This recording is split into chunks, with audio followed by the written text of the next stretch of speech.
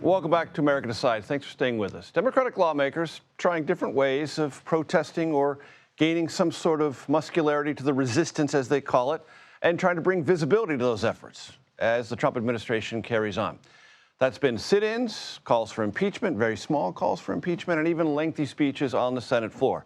Well, two former members of the so-called squad, Cori and Jamaal Bowman, have a simple question for Democrats who are still maybe lost in the wilderness. That question is, will you be a show horse or a workhorse? Those two former Democratic members of Congress, Cori and Jamaal Bowman, join me now. It's great to have you with me. We'll get to the show horse, workhorse thing in a second, but here's a question I'd like to ask you both. Because I've written this down. This is notes I took after the election. Because I think these numbers, they just keep running through my head. So from 2020 to 2024, Democrats lost 400,000 votes in New Jersey, 1.9 million in California, 900,000 in New York, and 400,000 in Illinois. What do those numbers tell the two of you? And Jamaal, let's start with you. The American people are not inspired by the Democratic Party. They're not inspired by our message. They're not inspired by what we represent. And we haven't done enough to do the work to really get into communities and connect with the everyday working class American people. Listen, the majority of the American people don't even trust elected officials. They have low approval ratings of Congress overall. And so the Democratic Party has to do a lot more to make sure that we are connecting in the real way with the American people. And we failed to do that. So people are not inspired. They're not excited. They're staying home. This is from civic education in elementary school all the way through adulthood, where people are just struggling to find a job, keep a job, make good money, and pay their bills. And so it's a failure on many, many fronts. Cori, you know why I name-checked those states. Those are blue states where the campaign was not aggressively engaged, and yet there was this pretty sizable pull away. How do you explain it? What's your postmortem on that? Well, I'll co-sign what Jamal just said, and I'll add to that, Major, that, we have to be who we say we are. We have to show that and I feel like in so many areas, as we talk about being the party of human rights and the party of civil rights, and we're the ones that are fighting for you, um, we can't be hypocrites. And I think in so many ways we have been hypocrites when, if civil rights for some but not for all, if we take money, we call Donald Trump a fascist, or this authoritarian regime. People call them racist. I called them racist myself. But then we turn around and we shake hands with them, or we take money from the same people that support Donald Trump and supports, other Republican members of Congress that want to strip away our rights. So you can't do both. There has to be an opposition party. And I don't believe people saw the true opposition. And then we had youth decided, like, this is not, like, I'm sitting this one out, our younger voters.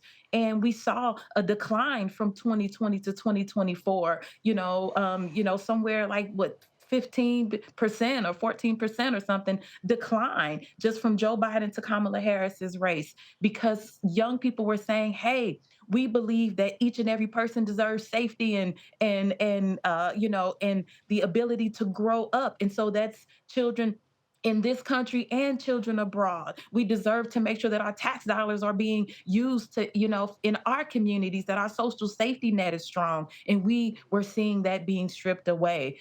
People want to understand that when I say I support this politician is doing exactly what they say. And I don't think that we've shown that strong enough. Cori, I started with Jamaal. I want to start with you on this one. What does this moment require of Democrats, grassroots or in Congress? What does this moment actually require? This moment requires everyone to, first of all, be brilliant in your area.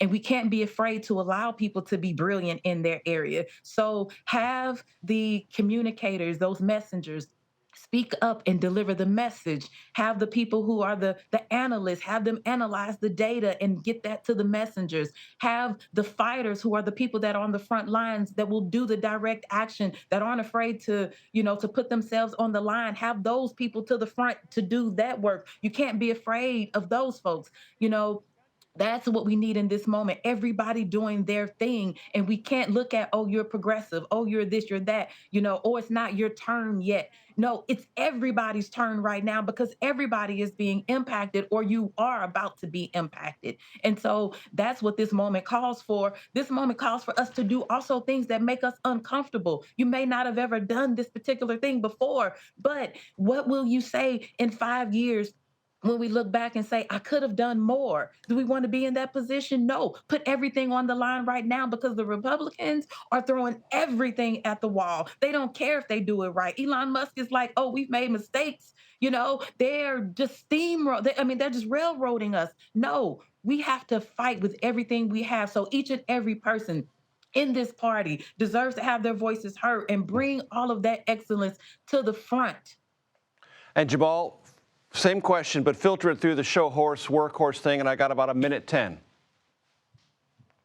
Yeah, no, absolutely. So we have to be on offense, offense, offense. We have to be consistently telling the American people the truth about Donald Trump, about J.D. Vance, about Elon Musk, about the entire administration. But we also have to finally tell the truth about ourselves and hold ourselves accountable. Look, we have screwed up. This is the Democratic Party speaking. The Democratic Party needs to admit to the American people, we have screwed up. We have been corrupted by big money in politics. And because of that big money is dictating how I show up, as opposed to me showing up for you, the working class American people. And so Congress and many elected officials and many state houses across the country, they've become theater.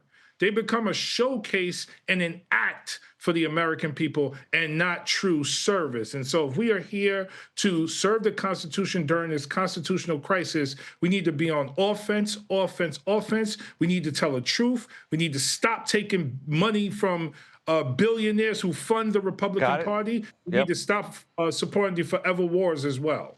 Cori Bush, Jamaal Bowman, I appreciate your time. Thanks so much. Thank you.